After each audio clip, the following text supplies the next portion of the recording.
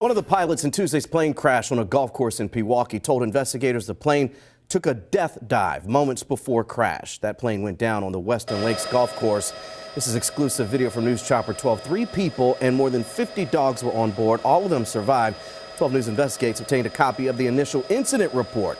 The pilot told investigators the plane suddenly started turning on approach to Waukesha County Airport. The pilots disengaged the autopilot and were fighting the plane to maintain control before the co-captain said the aircraft took a death dive. He added the plane had zero visibility and blind landed the plane on the golf course. The FAA and National Transportation Safety Board are leading the investigation.